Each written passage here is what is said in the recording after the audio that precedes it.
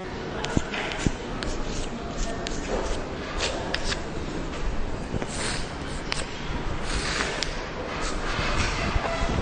बच्चों, आज हम पी ब्लॉक तत्व में 14वें समूह जिसको हम कार्बन परिवार कहते हैं, इसके बारे में हम आज सिलिकॉन्स और सिलिका के बारे में अध्ययन करेंगे। पिछले कालखंड में हमने सिलिकॉन के जो क्रिस्टली रूप हैं और अक्रिस्टली रूप, इनके बारे में हमने समझा है। आज हम यहाँ पर सिलिकॉन के यौगिक, जिसको अपन यहाँ पर सिलिकॉन्स कहते हैं,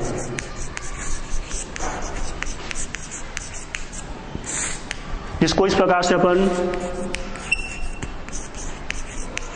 देखिए इधर, अभी तक हम इस प्रकार से इसको जब सिलिकॉन लिखते हैं तो उसमें अपन शब्द को थोड़ा सा अपन आगे चेंज कर रहे हैं। इसमें सिलिकॉन के जगह में अपन सिलिकॉन्स लिख रहे हैं, आखिरी में ओन प्रत्यय आ रहा है। ध्यान समझेंगे शब्द को, ये सिलिकॉन नहीं है, तो इसमें अपन ओन ONE प्रत्यय अपन इस प्रकार से लिख रहे हैं इसमें। तो यहाँ पर ये जो ओन होते हैं, देखिए इधर से इसका जो प्रत्यय है, इसमें ओन प्रत्यय आ रहा है, सिलिकॉन्स। तो ओन को इस प्रकार से अंग्रेजी में लिखेंगे तो ONE, क्योंकि यहाँ पर ये बहुलक के रूप में होते हैं, इसके हम S लिख रहे हैं अपन, ओन्स। और ये जो ओन्स होते हैं प्रत्यय, यह मुख्यतः कीटोन जो कार्बनिक यौगिक है, कीटोन, जिसका सामान्य सूत्र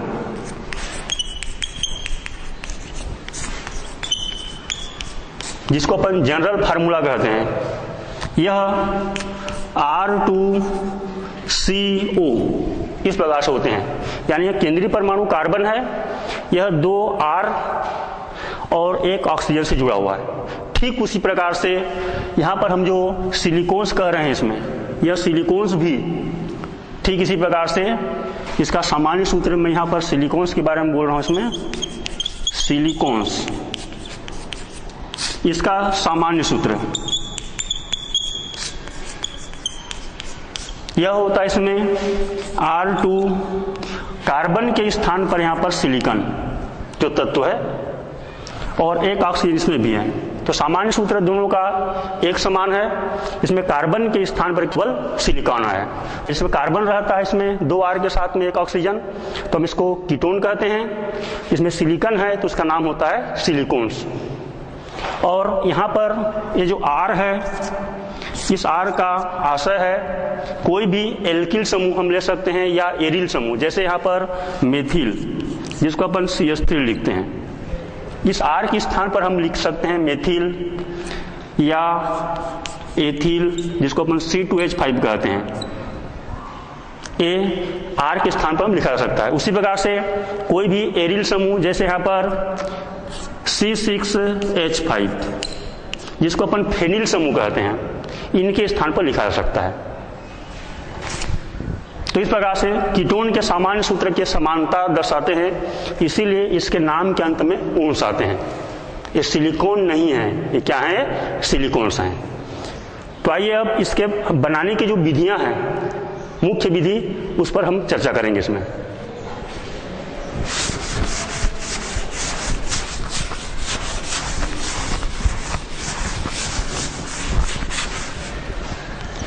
बनाने की विधियां, मुख्य एक विधि है, इसके बारे में हम देखेंगे। इसमें एल्किल क्लोराइड या एरिल क्लोराइड, जिसको अपन सामान्य सूत्र में RCl लिख रहे हैं इसमें, ठीक है। इसको अपन R माने हम अब पढ़ चुके हैं, इसमें मेथिल, एथिल या फेनिल कोई भी हो सकता है। एक क्लोराइड को हम ले रहे हैं इसमें, और इसकी क्रिया सिलिकॉन से कराते हैं। और इसमें मुख्यतः कापर, जिसको तांबा कहते हैं, का चूर्ण लेंगे इसमें, और इस तांबे के चूर्ण में इस एल्किल क्लोराइड को अपन 570 केल्विन इतने ताप पर, माने गर्म तांबा है, इस पर इसकी क्रिया होती है। तो इस स्थिति में ये जो सिलिकॉन है, यह इसके साथ में जुड़ करके यौगिक बना लेते हैं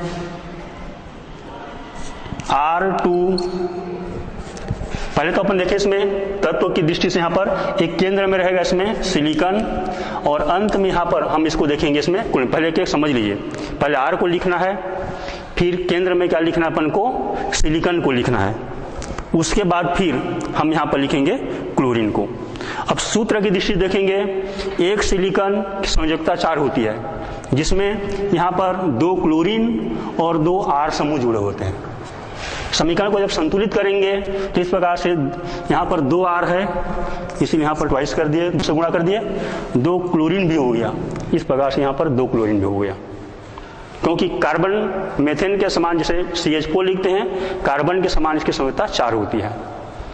ये यहाँ पर क्लोरीन जो एक बंध के द्वारा ही जुड़े हैं और एक R एक ही बंध के द्वारा जुड़ा हुआ है। इस प्रकार से इसको अपन कहते हैं chlorosilane, chlorosilane.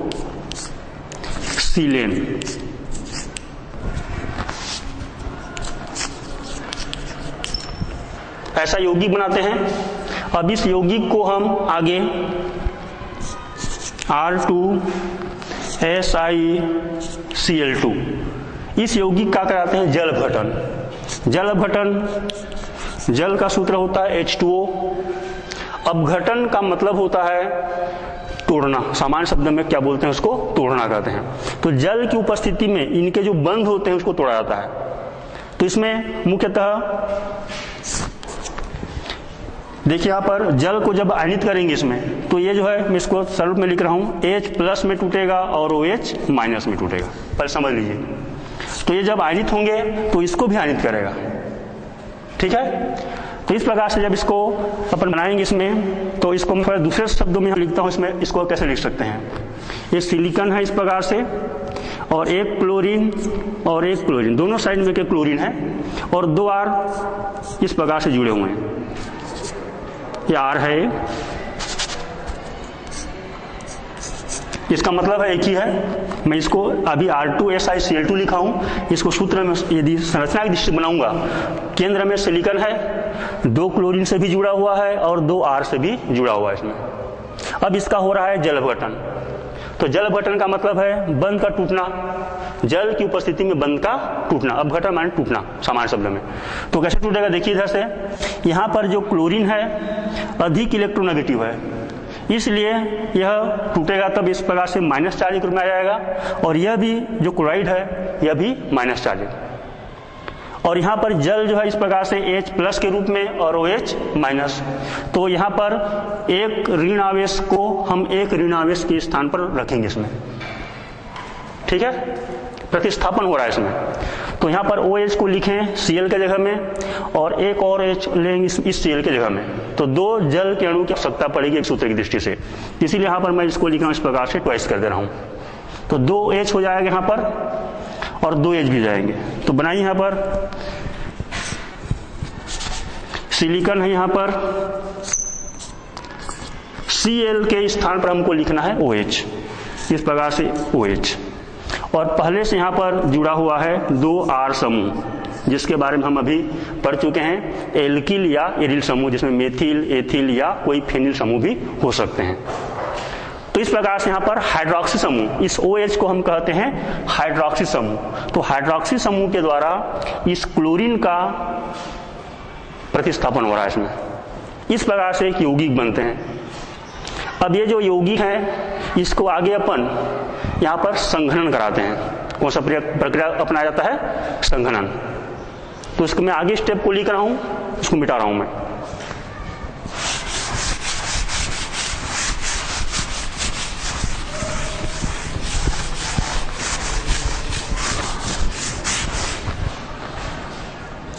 OH silicon OH, इस प्रकार से जुड़े हुए सिलिकॉन, इसमें 2 R समूह जुड़ा हुआ है। अब इसका हो रहा है संघनन। ध्यान समझेंगे संघनन का मतलब क्या है। संघनन का मतलब है यहाँ पर, इसको मैं पहले लिख देता हूँ, कई अणु ऐसे और जुड़े हुए हैं आपस में, और इसमें जल, अमोनिया आदि, एथिल अल्कोहल, ऐसे एल्कोहल भी निकल सकते हैं, जल के अणु भी निकल सकता है। कहीं पर यदि अमोनिया बन रहा है तो अमोनिया गैस भी बनेंगे। ऐसे इन यौगिकों से इस प्रकार से अलग से यौगिक बाहर निकलते हैं और नया बंध बन जाते हैं। तो देखिए इधर से अभी तक मैं केवल अभी एक ही लिखा था, अब ऐसे ढेर सारे हैं इसमें, तो उनके बीच में ही आपस में क्या होंगे, संघनन हो जाएंगे। तो फिर मैं यहाँ पर लिख रहा हूँ इसमें OH सिलिकॉन OH, मैं 2 अणु को लिख चुका हूँ, ऐसे और असंख्य अणु आपस में जुड़े हुए हैं इसमें। इस प्रकार से तीसरा को भी लिख रहा हूँ मैं OH SiOH,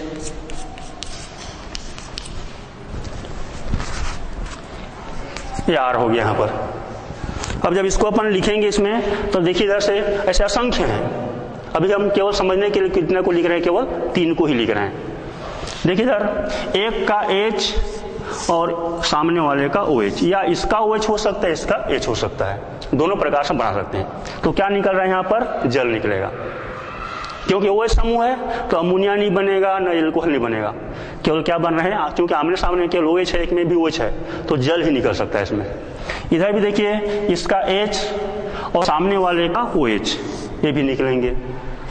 ठीक उसी प्रकार से यहाँ पर H है और ऐसे सामने में रहेगा OH, उसके साथ में क्या होगा बताओ, यहाँ पर ये भी वो H2 बना करके वो निकल जाएगा। ऐसा संख्या है, हम केवल 3 ही की चर्चा कर रहे हैं। ऐसे इधर देखिए सामने वाले का मान यहाँ पर OH निकालते हैं या H कोई भी निकाल सकते हैं, तो इसको अपन निकालेंगे इस प्रकार से, तो ये भी बाहर निकल जाएगा इस प्रकार से, H और OH, सामने वाले का H और एक का OH। यदि मैं इसको इस रूप में लिख दूं ऐसा, चलिए जैसे अभी हम तक यहाँ पर बोल रहे हैं इसमें, इधर सामने वाले जो शुरुआत लिखे अपन H निकल रहा है, तो इधर भी ऐसा है, तो इस प्रकार से यहाँ पर H निकलेगा और सामने वाले का OH निकल जाएगा। इस प्रकार से जल के अणु आपस में क्या होते जा रहे हैं, निकलते जा रहे हैं और नया बंध बनेगा। अभी तक अलग अलग अणु थे, यहाँ पर एक अणु था, ये दूसरा अणु है, ये तीसरा अणु है। अब आगे इसमें संघनन की प्रक्रिया हो रही है और संघनन की प्रक्रिया के अंतर्गत अंग्रेजी में बोलते हैं कंडेंसेशन प्रोसेस। यहाँ पर जल के अणु बाहर निकल रहे हैं।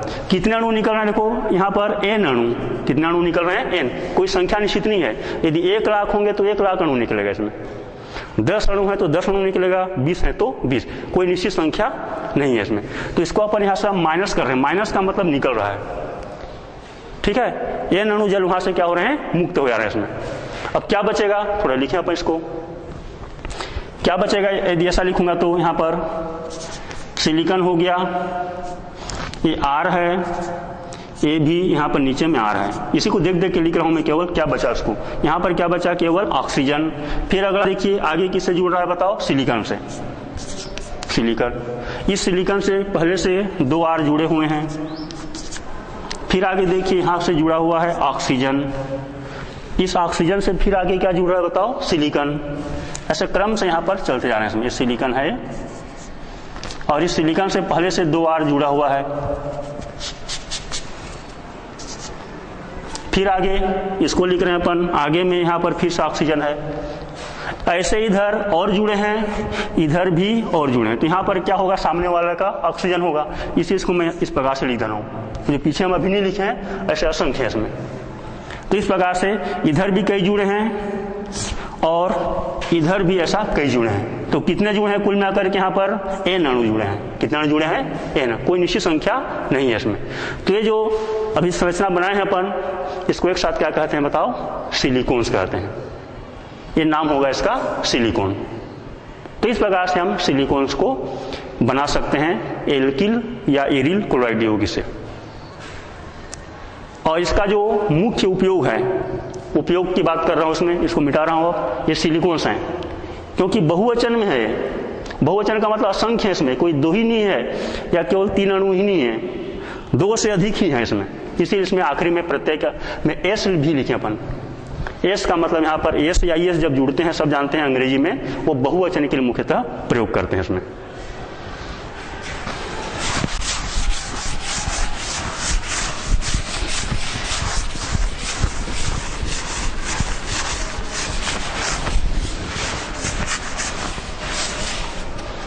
इसका उपयोग अपन देखें इसमें, तो यह मुख्यतः जल प्रतिरोधी होते हैं और साथ ही साथ इसमें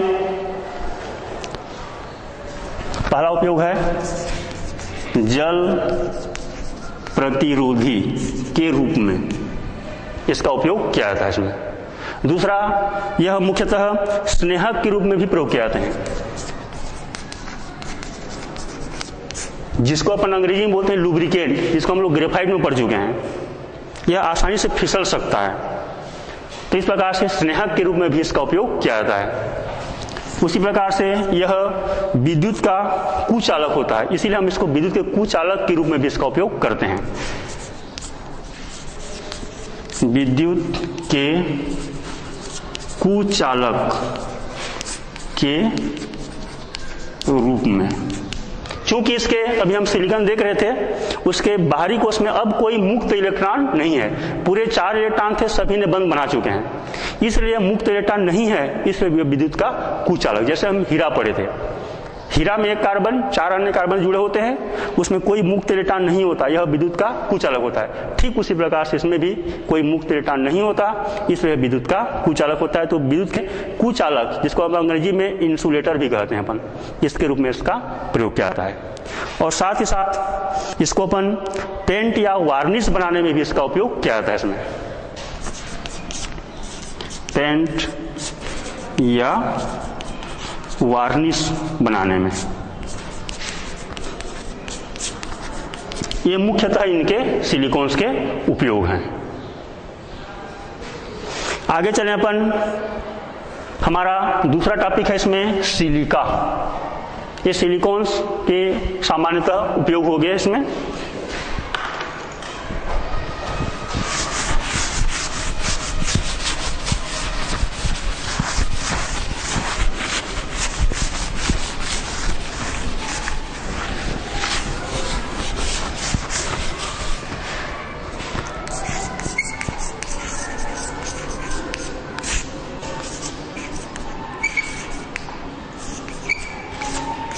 सिलिका, सिलिका का सामान्य जो सूत्र होते हैं, जिसको अपन इस प्रकार से SiO2, जिसको सामान्यतः अपन सिलिकॉन डाइऑक्साइड भी समझ सकते हैं इसमें। जैसे हम CO2 को कार्बन डाइऑक्साइड पढ़ते हैं, ऐसे Si माने सिलिकॉन 2 ऑक्सीजन जुड़ा हुआ है, इसको हम सिलिका के नाम से जानते हैं।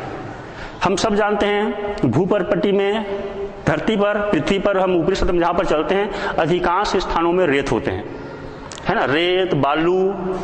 तो ये जो रेत हैं, बालू हैं, जिसको अपन सामान्य शब्द में अलग अलग इस्तेमाल करते हैं, इसका अर्थ बनावट की थोड़ा अलग अलग है। उसी प्रकार से एक शब्द होते हैं क्वार्ट्ज कहते हैं। ये सभी जिसको अपन रेत बालू क्वार्ट्ज कहते हैं, ये सब किसके बने होते हैं? सिलिका के। बनावट की दृष्टि से उसका गुण में थोड़ा सा परिवर्तन होता है, इसलिए उसका नाम भी अलग अलग। जैसे हीरा और ग्रेफाइट कार्बन से ही बना हुआ है, लेकिन उसके गुण अलग अलग होते हैं, तो हमने नाम दे दिया, एक का नाम हीरा दे दिया, एक का नाम ग्रेफाइट दे दिया।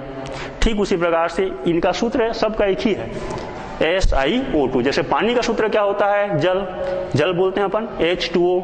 यदि बर्फ के रूप में रहेगा तो भी उसका सूत्र H2 है। यदि द्रव रूप में जिसको पीते हैं अपन, उसका सूत्र भी क्या होता है? H2O ही होता है। उसको गर्म करेंगे, भाप बनेगा, उसका सूत्र भी क्या होता है? H2O। लेकिन बनावट की दृष्टि सबका अलग अलग है, इसमें भौतिक गुण अलग अलग हैं, तो उसके सामान्य जो भौतिक गुण है परिवर्तन होते हैं। ऐसा ही इनका भी, ये जो भौतिक गुण है सभी क्या होते हैं? अलग अलग हैं, लेकिन रासायनिक दृष्टि से इनका सूत्र केवल एक ही है। क्या है सूत्र? SiO2, सिलिकॉन 2 ऑक्सीजन से जुड़ा हुआ है। और इसका मुख्य से यहाँ पर सबसे विशुद्ध रूप यहाँ पर है क्वार्ट्ज। ध्यान समझेंगे, ये जो है क्वार्ट्ज है, सबसे विशुद्ध रूप है। विशुद्ध का मतलब होता है इसमें कोई SiO2 के अलावा कोई दूसरा और पदार्थ उसमें नहीं है। इसमें ये विशुद्ध रूप कौन सा है? यहाँ पर क्वार्ट्ज है। इसमें बाकी जो है इसमें कुछ अशुद्धियां और अन्य प्रकार के जो पदार्थ हैं मिल सकते हैं या मिले रहते हैं, लेकिन क्वार्ट्ज में बिल्कुल SiO2, ये जो अपन सूत्र लिखे सिलिकॉन और ऑक्सीजन, ऐसा जो यौगिक है, उसके अलावा कोई अन्य इसमें पदार्थ नहीं पाए जाते। तो सबसे विशुद्ध रूप सिलिका का कौन सा है? क्वार्ट्ज है इसमें। अब इसके बारे में हम थोड़ा देखेंगे। इसमें आसानी से, इसमें से क्वार्ट्ज में से अल्ट्रावायलेट विकिरण UV, जिसको अपन हिंदी में और बोलते हैं पराबैंगनी विकिरण, अल्ट्रावायलेट जिसको हिंदी में अपन कहते हैं पराबैंगनी विकिरण, ये जो पराबैंगनी विकिरणें होती हैं इसमें आसानी से आर पार हो जाती हैं, और इस कारण से इस क्वार्ट्ज का जो उपयोग है मुख्यतः प्रिज्म बनाने में, लेंस बनाने में इसका मुख्यतः उपयोग किया जाता है। तो आइए इसमें अब आगे चले, अपन इस सिलिका के जो सामान्य गुण होते हैं उनके बारे में हम इसमें समझेंगे। इसमें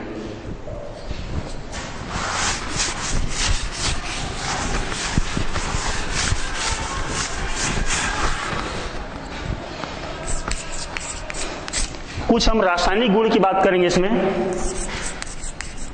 रासायनिक गुण, भौतिक गुण मतलब हम समझ गए। इसमें सिलिका जो एक ठोस पदार्थ होते हैं जिसको अपन रेत, बालू, क्वार्ट्ज आदि के नाम से जानते हैं, ठीक है। अब इसको रासायनिक दृष्टि से समझेंगे, इसमें इसके कौन कौन से गुण होते हैं। तो देखिए यार, पहला इसमें गुण अपन देखेंगे, इसमें इसका जो गुण होता है वह अम्लीय गुण होते हैं। सिलिकन के जो ऑक्साइड हैं जिसको अपन सिलिका कहते हैं, इसमें जो सिलिकन है यह अधातु है। सिलिकन क्या है? अधातु है। तो अधातु के ऑक्साइड अम्लीय होते हैं, अधातु के ऑक्साइड अम्लीय होते हैं, इसीलिए इनका गुण क्या है? अम्लीय ऑक्साइड भी कह सकते हैं इसको, ठीक है। आपने 10वीं कक्षा में भी पढ़ा इसके बारे में, ऑक्साइड के बारे में, अम्लीय ऑक्साइड, क्षारीय ऑक्साइड, उदासीन ऑक्साइड और एक होते हैं उभयधर्मी ऑक्साइड। 4 प्रकार के मुख्यतः ऑक्साइड पाए जाते हैं। उसमें से यहाँ पर इसका जो गुण है कैसा है? यहाँ पर अम्लीय ऑक्साइड है। कैसे जानेंगे? देखिए, कुछ समीकरण के माध्यम समझेंगे। इसमें सिलिका को, जिसको अपन SiO2 कहते हैं, इसको अपन यदि किसी क्षारीय ऑक्साइड से क्रिया कराएं, क्षारीय ऑक्साइड जैसे उदाहरण के लिए कोई भी धातु के ऑक्साइड ले जाइए, ठीक है। जैसे यहाँ पर मैं यहाँ पर ले रहा हूँ एक लेड का ऑक्साइड। ये जो है धातु हैं लेड, और धातु के ऑक्साइड क्षारीय होते हैं, ठीक है। तो यहाँ पर मैं लिख रहा हूँ इसको, यह एक क्षारीय ऑक्साइड है। ऐसे और हम दूसरे प्रकार के क्षारीय ऑक्साइड को भी ले सकते हैं।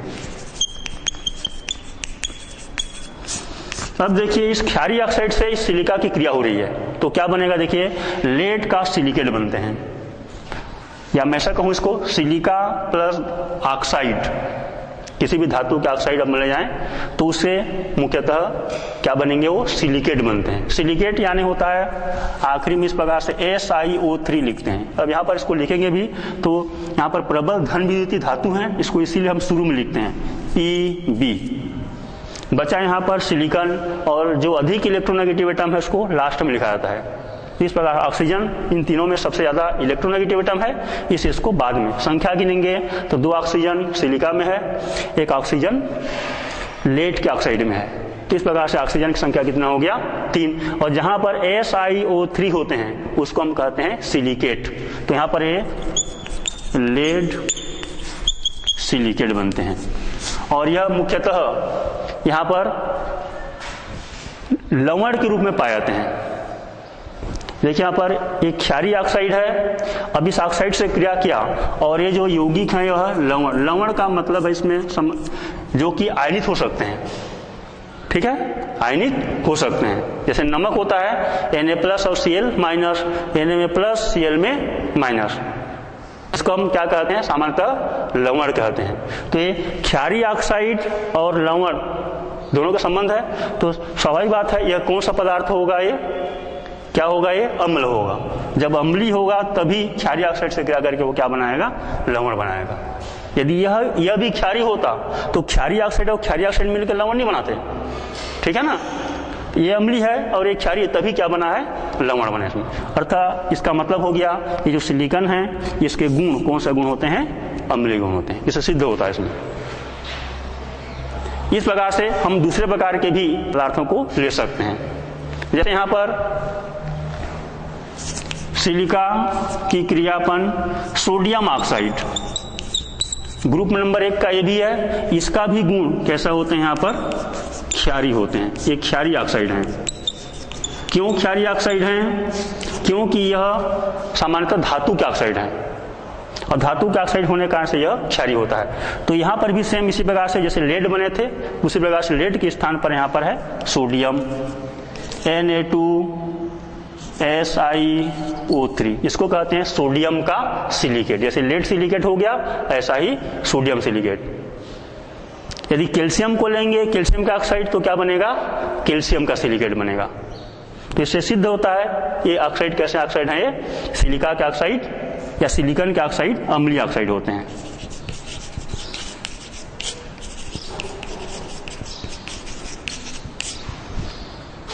तो ये हो गया यहाँ पर सामान्यतः सिलिका के रासायनिक गुण। इसके कुछ उपयोग देखें अपन, तो उपयोग के अंतर्गत हम इसमें कांच बनाने में, प्रिज्म बनाने में और कई कांच के जो सामान्यतः उपयोग होते हैं उसको बनाने में इसका उपयोग किया जाता है इसमें।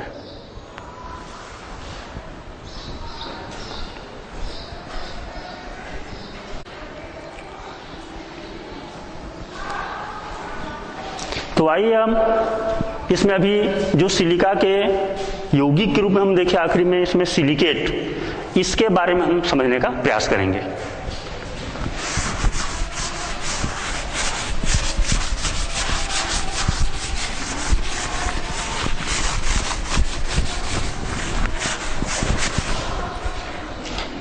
सिलिकेट ये सिलिका से ही बना हुआ है, जिसमें आखिरी में SiO3 होते हैं।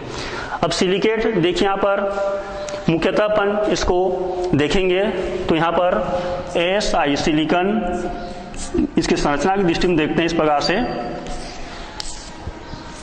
चूंकि एक सिलिकॉन और ऑक्सीजन ही है, तो इसमें इस प्रकार से यह एक चतुष्फलकी संरचना होते हैं और इसकी जो इकाई होती है, यूनिट, इसको मैं यहाँ पर इकाई लिख रहा हूं। एक साथ लिखेंगे तो इस प्रकार से Si सिलिकॉन, 4 ऑक्सीजन और कुल मिलाकर के यहाँ पर 4 माइनस के रूप में पाए जाते हैं। कुल मिलाकर के टोटल जो आवेश है वह 4 माइनस। इसमें एक एक ऑक्सीजन पर एक एक माइनस। इस पर अलग से लिखेंगे तो यहाँ पर एक ऑक्सीजन में एक माइनस, एक ऑक्सीजन। क्योंकि एक ऑक्सीजन 2 बंध बनाते हैं, अभी तक केवल एक ही बंध बना है। तो एक और बंध, एक इलेक्ट्रॉन उसको और एक्स्ट्रा चाहिए, तो अभी नहीं है तो हम उसको जोड़ रहे हैं एक इलेक्ट्रॉन, इसीलिए क्या हो गया यहाँ पर यह माइनस चार्ज। यहाँ पर भी एक ही बंध है और ये ऑक्सीजन 2 बनाते हैं, तो इसको भी एक एक्स्ट्रा इलेक्ट्रॉन की जरूरत है इसमें, इसीलिए यहाँ पर हम इसको एक माइनस लिख रहे हैं, या कहीं से भी वो प्राप्त करेगा वो। इसी प्रकार से यहाँ पर भी तो कुल मिलाकर के एक सिलिकॉन है और 4 ऑक्सीजन से जुड़े होते हैं, और इस प्रकार से एक साथ लिखेंगे तो इस प्रकार से सिलिकॉन टेट्राऑक्साइड जिसको सामान्यतः कहते हैं, और कुल में 4 माइनस आवेश पाए जाते हैं इसमें। अब इस सिलिकेट का जो आकृति होती है, जैसे हम पिछले कुछ पाठों में हम जैसे पढ़े हुए हैं रासायनिक आबंधन में, जिसमें मेथेन आदि होते हैं, इसमें 4 बंध पाए जाते हैं, तो उसमें संकरण होता है मुख्यतः sp3 संकरण, तो उसकी आकृति होती है चतुष्फलकी। तो उसी प्रकार से इसकी आकृति क्या होती है, यहाँ पर चतुष्फलकी आकृति में यह पाए जाते हैं इसमें।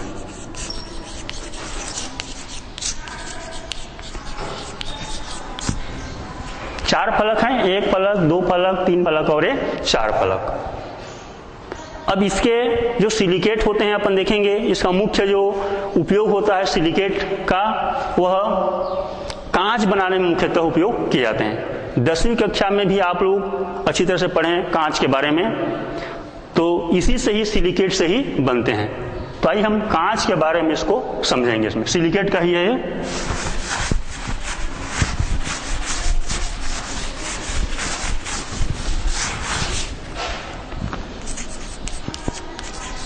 इसको अंग्रेजी में अपन कहते हैं ग्लास। कांच क्या है, तो थार्पन, एक वैज्ञानिक थे थार्प, उन्होंने इसके बारे में परिभाषा बताया। थार्प के अनुसार में क्या होते हैं कि कांच जो है सिलिकेटों का मिश्रण है। किसका मिश्रण है? सिलिकेटों का। मैं यहां पर संक्षिप्त में लिख रहा हूं, सिलिकेटों का मिश्रण। जैसे यहां पर सिलिकेट में कई सिलिकेट हो सकते हैं, उसमें से इसमें एक होता है क्षार धातु के सिलिकेट का होना अति आवश्यक है। सिलिकेट का तो मिश्रण होता ही है, लेकिन किसका होना जरूरी है यहां पर? क्षार धातुओं के या क्षारी धातु के सिलिकेट, इनका होना अति आवश्यक। यदि यहाँ पर नहीं है क्षारीय धातु यानी ग्रुप नंबर 1 वाले, अवर सारणी में हम जो पढ़ते हैं प्रथम समूह के तत्व, ग्रुप 1 के तत्व, खास करके धातु के रूप में, हाइड्रोजन नहीं, हाइड्रोजन भी उसमें है क्योंकि हाइड्रोजन अधातु होते हैं। हम यहाँ पर क्या बोला गया, इसमें धातु कहा गया है। जैसे मैं सीधा सीधा लिख रहा हूँ सोडियम, पोटेशियम, लिथियम आदि, इस प्रकार से इस समूह में जो जो तत्व हैं इनको ले सकते हैं। तो इनके क्या होते हैं, खास करके यहाँ पर ऑक्साइड सिलिकेट होंगे इसमें। तो क्षारीय धातु के सिलिकेट का होना आवश्यक है इसमें। और यह एक पारदर्शक पदार्थ है। कौन सा पदार्थ है यह? पारदर्शक, यानी हम इसे आर पार देख सकते हैं। और मुख्यतः यह एक अक्रिस्टलीय पदार्थ होते हैं। ध्यान समझेंगे इसमें, ये परिभाषा के रूप में है। पारदर्शक के साथ साथ क्या होना चाहिए, यह अक्रिस्टलीय होते हैं।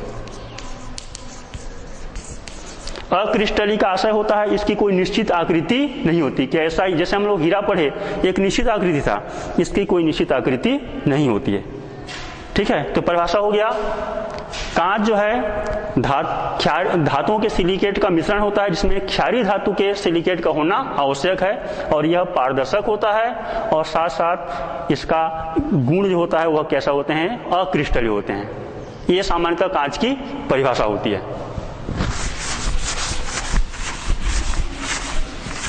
इसका जो सामान्य सूत्र है, कांच का सामान्य सूत्र, जनरल फार्मूला क्या होते हैं, X अणु है R2O इंटू Y अणु है MO इंटू 6SiO2। देखिए यहाँ पर सिलिका है, सिलिका का जिक्र है, क्योंकि कांच जो है मुख्यतः सिलिका से ही बनते हैं और सिलिका से ही बनता है सिलिकेट। ये सामान्य सूत्र है जहां पर X और Y इनके अणुओं की संख्या है। 2 नहीं है, 4 नहीं। यदि यौगिक होता तो निश्चित होता कि 2 ही होता या 4 होता, ठीक है ना, 3 होता, एक निश्चित संख्या होता। ये चूंकि मिश्रण है, ध्यान समझेंगे, क्या है ये, मिश्रण है। कांच क्या, जैसे जल एक यौगिक होता है, कांच क्या होते हैं, मिश्रण होते हैं। अब मिश्रण में कोई निश्चित अनुपात नहीं होता, इसलिए कोई निश्चित संख्या नहीं है। तो X और Y क्या चीज है, इसमें अणुओं की संख्या है। इसमें R क्या चीज, यहां पर देख लीजिए, R का मतलब है सीधा सीधा क्षारीय धातु, क्षारीय धातु, जिसको अपन सामान्यतः लेंगे तो सोडियम, पोटेशियम आदि हो सकते हैं। एक संयोजी धातु, यहां पर दूसरे शब्दों में कह रहा हूं मैं इसको, एक संयोजी धातु जिसकी संयोजकता 1 होती है, जैसे ग्रुप नंबर 1 वाले जिसको अपन क्षारीय धातु कहते हैं। उसी प्रकार से यहां पर जो M लिखा गया है, इस M का आशय है द्विसंयोजी धातु, द्विसंयोजी धातु, जैसे कैल्शियम, उसी प्रकार से आप ले सकते हैं लेड, उसी प्रकार से आयरन भी द्विसंयोजी हो सकते हैं। इनको हम यहाँ पर उपयोग करते हैं, ठीक है, इसके जगह हम लिख सकते हैं इसमें। और यहाँ पर X और Y क्या चीज है, अणुओं की संख्या है। X एंड Y दोनों अणुओं की संख्या, ये सामान्य सूत्र है। अब आगे चलें अपन, यहाँ पर कुछ रिप्लेस करके देखते हैं। R के जगह में वो क्या क्या लिख सकते हैं। यदि सीधा सीधा लिखें, जैसे मैं इस R के जगह में लिख रहा हूँ सोडियम, ठीक है, और इस M के जगह में मान लो लिख रहा हूं मैं कैल्शियम लिख रहा हूं, तो सूत्र कैसा बनेगा इसमें। इसको मिटा रहा हूं मैं,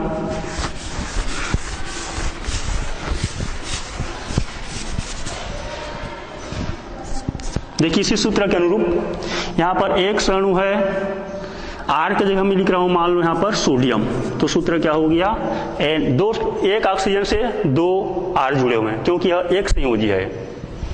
इंटू, ये इंटू है मानी से जुड़ा हुआ है। Y अणु क्या है यहाँ पर, M के जगह में मान लो लिख रहा हूं मैं कैल्शियम, तो एक तत्व एक ऑक्सीजन, तो कैल्शियम का क्या हो गया, ऑक्साइड। ऐसे लेड होता तो लेड का ऑक्साइड, आयरन होता तो आयरन का ऑक्साइड, लेकिन एक ही तत्व रहेगा इसमें, एक ही ऑक्सीजन, क्योंकि द्विसंयोजी है। ऑक्सीजन भी द्विसंयोजी, ये भी द्विसंयोजी, इसलिए एक एक लिखा जाएगा इसमें। आगे चले अपन, पहले सूत्र में है 6Si O2, 6 अणु है सिलिका इसमें। तो इस प्रकार से सूत्र बन गया XNA2O into YCAO into 6SiO2। इसको अपन कहते हैं सामान्य कांच या साधारण कांच। क्या कहते हैं इसको? साधारण। इसी को और बोलते हैं अपन साधारण कांच। तो साधारण कांच का सूत्र हो गया XNA2O into YCAO into 6SiO2। इसी को और बोलते हैं अपन मृदु कांच। मृदु कांच, क्योंकि यहाँ पर सोडियम रहते हैं तो यह इसका जो गुण होता है वो मुख्यतः सॉफ्ट रहता है। और सॉफ्ट का मतलब हिंदी में क्या बोलते हैं इसको? मृदु कहते हैं। ठीक है, ऐसे हम बदल सकते हैं इसको, इसके जगह में और अन्य प्रकार के, तो उसके गुण भी क्या हो जाएंगे? कांच के गुण बदल जाएगा। ठीक है, कठोर कांच बना सकते हैं और अन्य प्रकार के कांचों का निर्माण यहाँ से किया सकता है। तो ये हो गया यहाँ पर, ये सामान्य कांच का सूत्र है और ये साधारण कांच का सूत्र, दोनों में अंतर है। ठीक है, कांच का जिसको अपन अंग्रेजी में बोलते हैं जनरल फार्मूला, जनरल फार्मूला है, सबके लिए लिखा जा रहा है। अब उसमें से केवल हमने R के जगह में बदल दिया और M के जगह में बदल दिया, तो यहाँ पर साधारण कांच में सोडियम रहेगा R के जगह में और M के जगह में कहेंगे कैल्शियम रहेंगे। अब आगे चलें, इसमें इसको कैसे बनाते हैं देखिए। जैसे साधारण कांच को बनाने के जो तरीके हैं इसमें,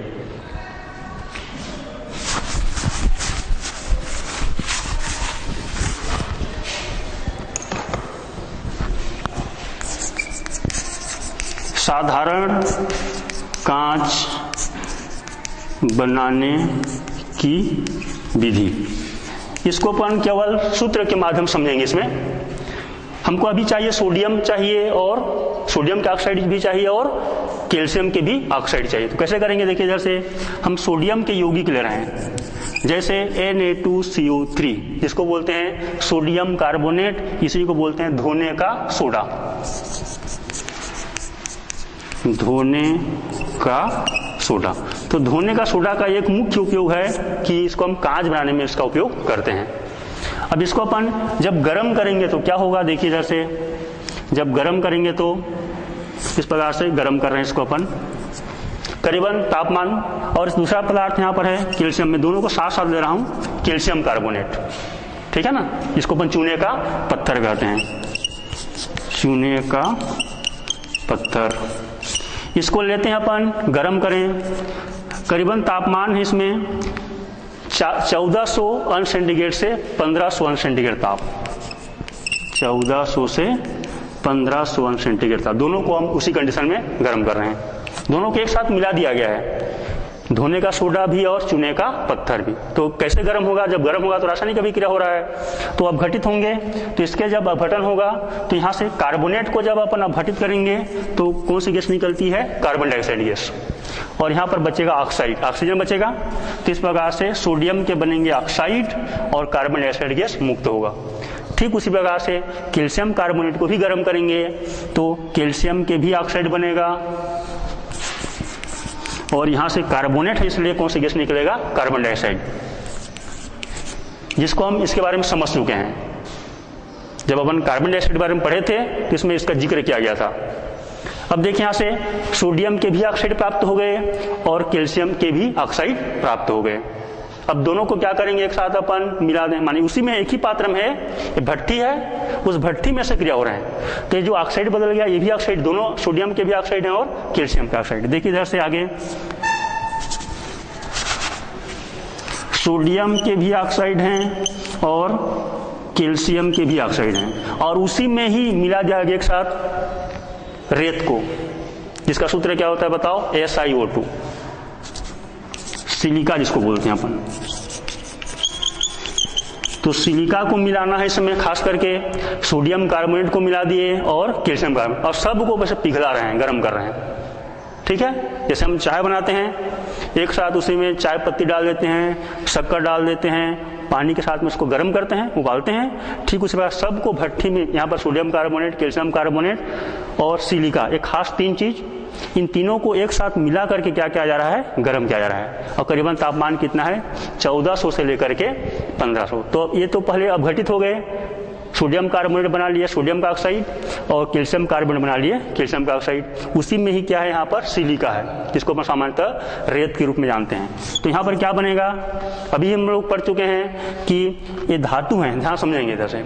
सोडियम ये भी धातु है और कैल्शियम भी क्या है, धातु है। और धातु के ऑक्साइड क्या होते हैं, क्षारीय होते हैं। तो ये सिलिका क्या होता है, अम्लीय होते हैं। तो दोनों क्या बनाएगा, लवण बनेगा, जिसके बारे में अभी हम इसको जिक्र किए हैं इसमें।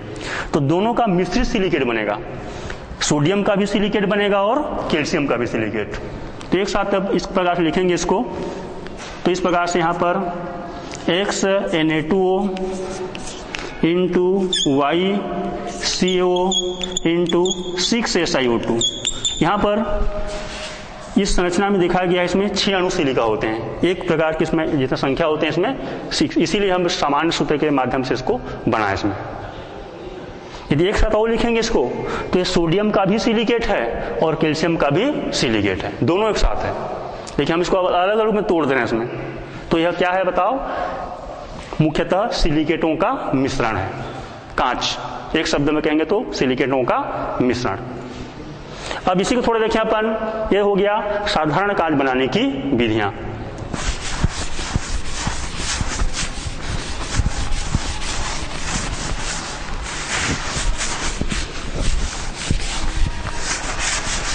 और एक कांच में हम इसको रंगीन कांच बना सकते हैं, रंगीन कांच, कलर्ड ग्लासेस। रंगीन कांच कैसे बनाते हैं, अलग अलग रंग वाला हम देखते हैं। जैसे हम बस में चढ़ते हैं तो वहाँ पर बस में कोई नीला वाला कांच रहता है, कोई हरा वाला कांच दिखाई देता है, कोई लाल वाला, अलग अलग प्रकार कांच हैं।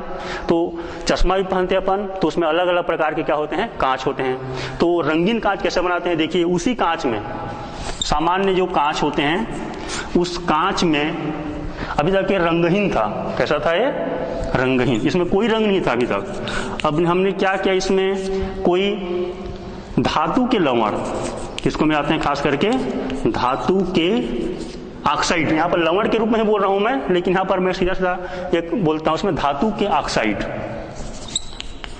कौन कौन से धातु के ऑक्साइड हैं हम इसके बाद थोड़ा देखेंगे। तो खास करके जो संक्रमण तत्व हैं उनको हम ज्यादा उपयोग करते हैं इसमें, उनको अपन इसमें मिलाएंगे। सभी धातु के ऑक्साइड नहीं, उसमें कुछ ऑक्साइड हैं जिनसे हमको रंग प्राप्त हो सकते हैं, उनके बारे में हम अभी चर्चा करेंगे इसमें। मैं सामान्य अभी सूत्र केवल इधर समझने के लिए उसमें कुछ धातु के ऑक्साइड को मिला देंगे और उसको फिर ऐसा पिघला देंगे। या अभी जो कांच बना रहे थे उसी में ही उस जो ऑक्साइड है लवण के रूप में रहते हैं वो, उसको इस प्रकार से मिला देंगे। तो हमको जो कांच मिलेगा कैसा मिलेगा, वो रंगीन कांच मिलेगा। यह मिलेगा रंगीन कांच। तो कौन कौन से ऑक्साइड है इसके बारे में यहाँ पर बता रहा हूं, देखिए इधर से। जैसे मान लो आपने मिला दिया क्यूप्रिक ऑक्साइड, क्या कहते हैं इसको, क्यूप्रस ऑक्साइड, क्यूप्रस के ऑक्साइड हैं। इसको जब आप मिलाएंगे तो जो कांच होगा वह लाल रंग का बनेगा। क्या बनेगा, लाल कांच। यदि लाल कांच बनाना होगा तो हम इसको प्रयोग करते हैं। यदि यहाँ पर हम कोबाल्ट के ऑक्साइड, देखिए कोबाल्ट है, कार्बन मोनोऑक्साइड नहीं है, ठीक है ना, धातु है, इसका ऑक्साइड है, इसको अपन मिलाएंगे कोबाल्ट के ऑक्साइड, मैं संक्षिप्त में केवल लिख रहा हूँ, कोबाल्ट के ऑक्साइड को मिलाएंगे इस कांच में, तो यहाँ पर हमको प्राप्त होगा इसमें नीला रंग का कांच।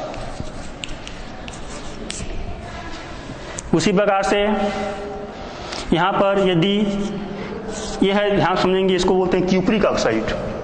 क्या कहते हैं इसको, क्यूप्रिक ऑक्साइड। इसको यदि आप मिलाते हैं इस कांच में तो हमको हल्का नीला प्राप्त होता है, हल्का नीला रंग का कांच प्राप्त होगा इसमें। साथ ही साथ इसमें कुछ और हैं, जैसे हमको हरा रंग का बनाना तो क्या करें, इसको मिटा रहा हूं मैं।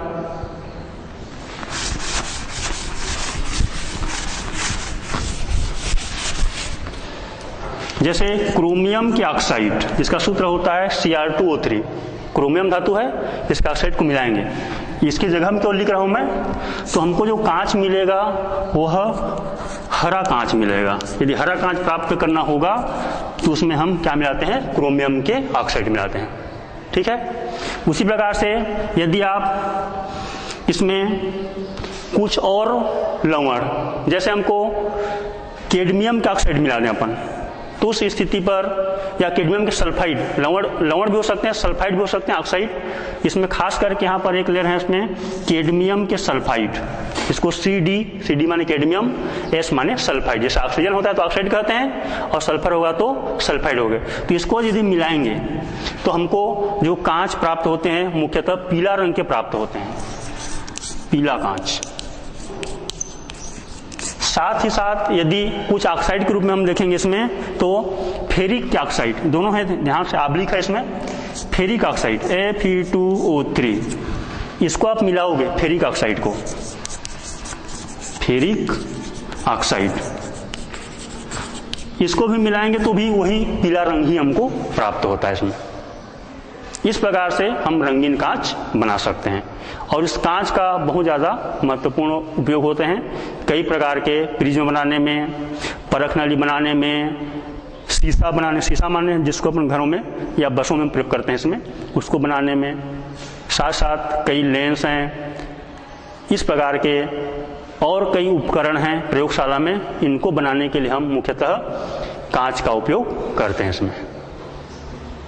साथ साथ हम देखते हैं इसमें हमारे जो चश्मे होते हैं वो भी किससे बना हुआ है, कांच से ही बना हुआ है, ठीक है। तो उसमें भी कई प्रकार के गुण हैं कि वह पराबैंगनी विकिरणों को रोक रहा है, या और अन्य प्रकार के जो हानिकारक विकिरणें होती हैं उनको हमारे आंखों से क्या करती है, हम आंखों को वह सुरक्षा देती है। उसके लिए हम उस कांच में अलग अलग प्रकार के पदार्थ या लवण या धातु के जो ऑक्साइड होते हैं हम उसको उसमें मिला सकते हैं, और इस प्रकार से हम कांच का उपयोग जिस अनुसार हमको करना है उसी प्रकार के कांच का निर्माण कर सकते हैं इसमें। तो कांच मुख्यतः क्या है, तो एक हम सामान्य शब्द में बोल सकते हैं इसमें, यह एक पारदर्शक पदार्थ होता है, अक्रिस्टलीय होता है, और धातुओं के क्या होते हैं, सिलिकेटों का मिश्रण होता है। लेकिन यह इसमें इस सिलिकेट में मुख्यतः क्षारीय धातु के होना आवश्यक है इसमें, ठीक है, तभी क्या कह सकते हैं अपन इसको, कांच। और इस कांच का और आगे अपन से संरचना तो इसका निश्चित नहीं है, और ये मुख्यतः क्या है, यौगिक है, तत्व है या मिश्रण है, बताइए। कांच तत्व है, यौगिक है या मिश्रण है, तो क्या उत्तर होगा इसका, मिश्रण है। इसी इसका कोई निश्चित सूत्र नहीं है, और इसका ये ठोस रूप में पाए जाते हैं, और मुख्यतः कैसे ठोस है, ये अक्रिस्टलीय ठोस है, इसीलिए इसका कोई निश्चित गलनांक या क्वथनांक नहीं होता। यौगिक का ही निश्चित गलनांक क्वथनांक होता है, ठीक है। जो भी अक्रिस्टलीय ठोस हैं उनका कोई निश्चित गलनांक क्वथनांक नहीं होता, इसलिए कांच का कोई निश्चित गलनांक नहीं हो सकता। जैसे अलग अलग प्रकार कांच को गर्म करोगे तो अलग अलग ताप पर पिघलेंगे, ठीक है। जैसे परखने वाले वाला कांच है, उसको आप बहुत टेम्परेचर तक गर्म करोगे, और एक उदाहरण के लिए बस के कांच है, कांच तो दोनों हैं लेकिन अलग अलग ताप पर क्या होते हैं, वो पिघलते हैं। क्यों? क्योंकि वह कैसा है, अक्रिस्टलीय है, उसकी बनावट अलग अलग है इसमें, इसीलिए इसका उपयोग भी अलग अलग होते हैं। कोई मजबूत है तो कोई सामान्यतः नाजुक भी होते हैं। जैसे लकड़ी भी होते हैं, कई लकड़ी हैं, लेकिन एक किसी लकड़ी को हम आसानी से तोड़ सकते हैं और किसी लकड़ी को आसानी से तोड़ नहीं सकते। उसी प्रकार से उसका उपयोग होता है। हम इसको इमारत में प्रयोग करते हैं, किसी को सामान्य उपयोग में करते हैं, तो उसके किस पर है, बनावट के आधार पर है। वो भी क्या है बताओ, अक्रिस्टलीय है। लकड़ी भी कैसा है, अक्रिस्टलीय। जैसे प्लास्टिक होते हैं, हर प्रकार के प्लास्टिक भी अलग अलग होते हैं, कोई नरम प्लास्टिक होता है तो कोई कठोर प्लास्टिक होते हैं, अर्थात वो भी क्या है, अक्रिस्टलीय। तो क्रिस्टलीय की सामान्य पहचान यदि हम दैनिक जीवन में देखते हैं तो उसकी बनावट अलग अलग होते हैं, उस कारण से उसका उपयोग भी अलग अलग होता है इसमें। तो आइए आज हम इस कालखंड के अंतर्गत हमने यहाँ पर सिलिकेट और सिलिकेट से ही बना हुआ जो मिश्रण है, इसको हमने क्या कहा, कांच कहा। इसके बनाने की सामान्य विधियाँ, उनका सामान्य सूत्र और उनके क्या क्या उपयोग हैं, इनके बारे में हम समझने का प्रयास किए। अगले कालखंड में हम सिलिकेट के जो संरचना है उसके बारे में हम समझने का प्रयास करेंगे। धन्यवाद।